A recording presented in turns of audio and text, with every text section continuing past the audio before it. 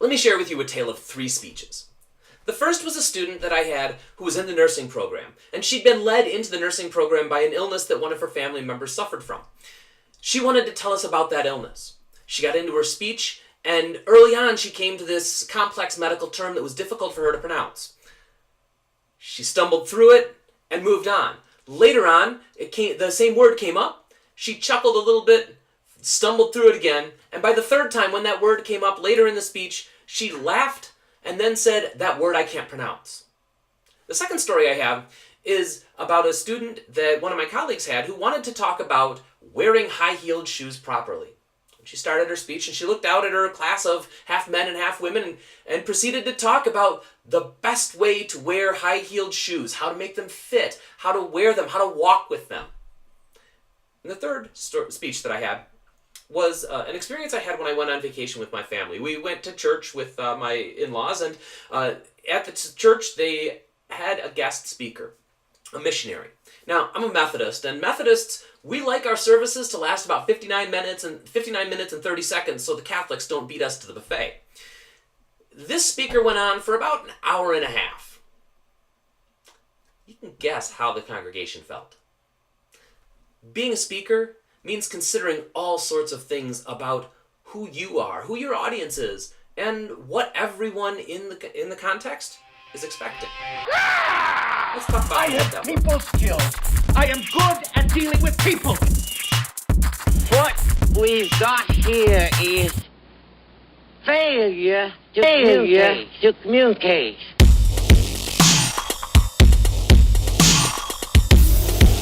It depends upon what the meaning of the word is. Yes.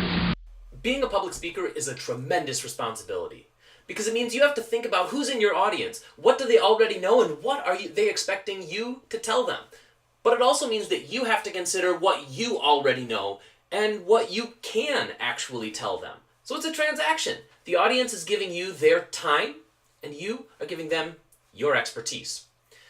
So it's complicated. There are a lot of things that we have to keep in mind, and by the end of this lecture, you should be able to think of a few of them. For example, you should be able to identify 3 considerations that you should be making as you're writing the speech. You should be able to explain why those considerations are essential to effective public speaking, and describe how you can effectively consider your audience.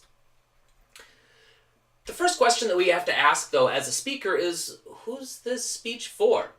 Is it for me, because I feel good standing up and talking about the things that I know about? Or is it for your audience, who have come to give you their time?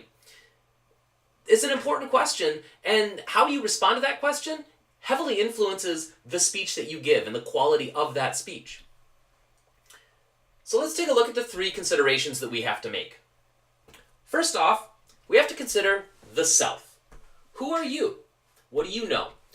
You have to consider the audience. And finally, we consider the occasion. Let's quickly take each of those individually, and then we'll break them down a little further. First off, the self. You want to start asking things like, how have you earned the right to talk about this topic? What gives you that credibility so that when you stand up there, you've earned the right? Why is this interesting to you? What is that? We'll talk a little bit more about what that means. But the second is relevance to the audience. What does your audience already know, and what does your audience want to know? And then finally is the occasion. What is the audience expecting, and what are the parameters of the speech? And we'll get to that, and we'll talk about how important that actually is. So, getting started, the first thing that you have to consider, before anything else, is the relevance to yourself. What makes you credible to talk about this topic? If you're familiar with the topic, it gives you confidence. If you start talking about something about which you have no credibility, where you've never studied it before, and you've just thrown this speech together at the last minute, it's going to be hard to have that confidence. A lot of people struggle with public speaking because they're terrified of it. In order to build that confidence and gain that confidence, you really have to be talking about something you know about. And if you have that confidence, it means that you're connected with the audience. It means that you're going to look at the audience and the audience is going to believe you. And that's really what public speaking is about. I've got something to tell you. It's your job to believe me. Do you believe me? But the second part about finding something that is relevant to you is finding your passion. I had a professor once that kept asking me, what's the fire that burns in your belly? And I kept having to think about it and do a lot of soul searching, but that goes the same for a speech. You've got to find that fire that burns in your belly. Even if it's a topic that you're not all that interested in, find some way to make yourself feel interested and feel passionate about it.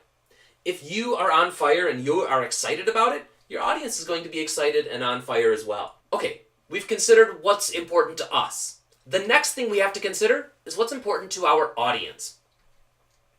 And that means first, treating our audience with respect.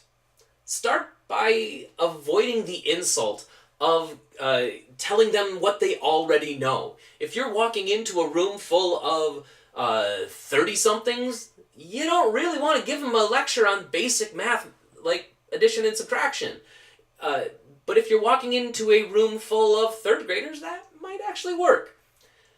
Respect your audience, but then also that means using language that's appropriate to their education level. One of my favorite TV shows is The People's Court.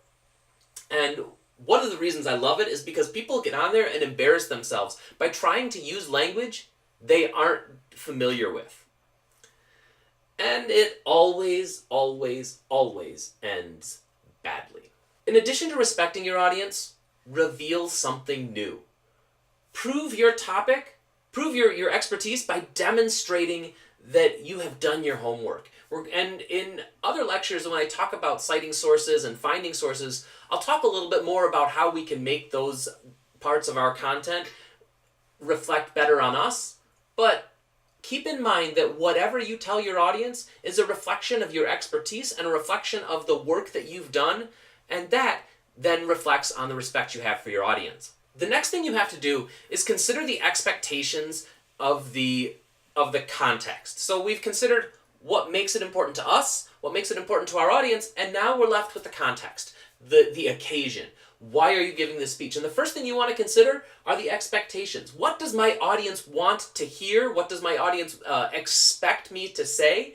And how far can I safely go? For example, if you walk into a room if you walk into a Republican rally, you probably don't want to stand up and give a speech about liberal values. It might be difficult. Now, that goes into the second question. How far can you go? There is a point at which you have to give your audience new knowledge, and sometimes it's okay to push them just a little bit outside their comfort zone, but also keep in mind of what they're expecting. That example I gave you of a Republican rally.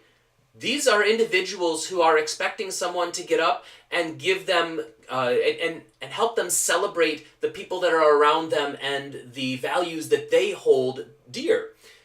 If you get up and threaten that, it's kind of contradicting the purpose of that gathering.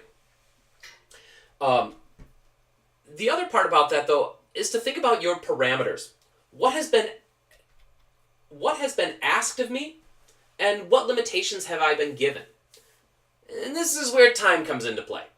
If you've been given an hour and you take 20 minutes, there's probably somebody that has planned whatever the event is that's going to be a little irritated because now they have 40 minutes and nothing to do. Likewise, if you've been given 5 minutes and you take an hour, you've just pushed everything out the door.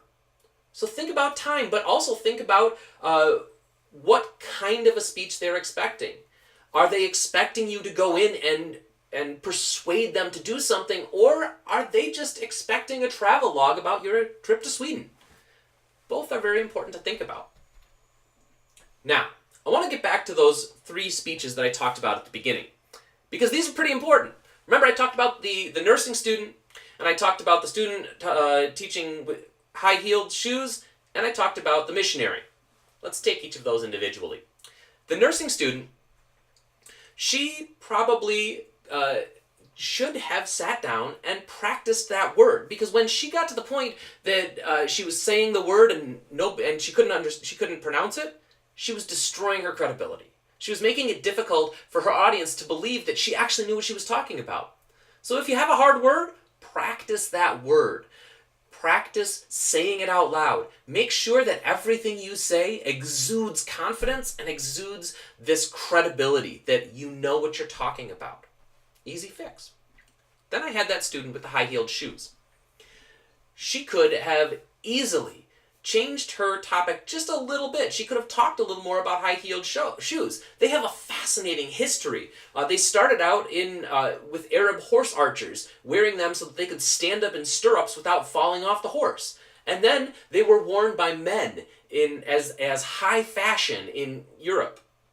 And it wasn't until the 20th century, the mid to late 20th century, that stiletto heels became a symbol of power.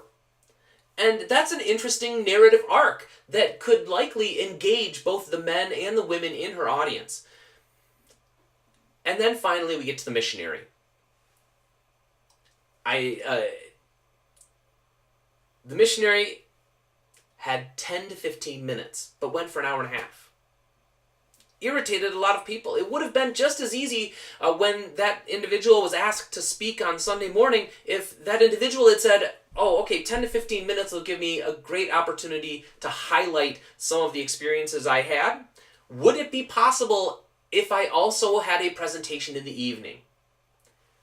I bet he probably would have gotten a pretty good audience that would have been happy to listen to him talk for an hour or 2 hours and sharing all of the pictures of the work that he'd done. And that's the important part. We have to consider our audience. We have to consider ourselves. We have to consider our occasion. And each of those individuals could have done a few small tweaks to their presentation, and everything would have been much, much better.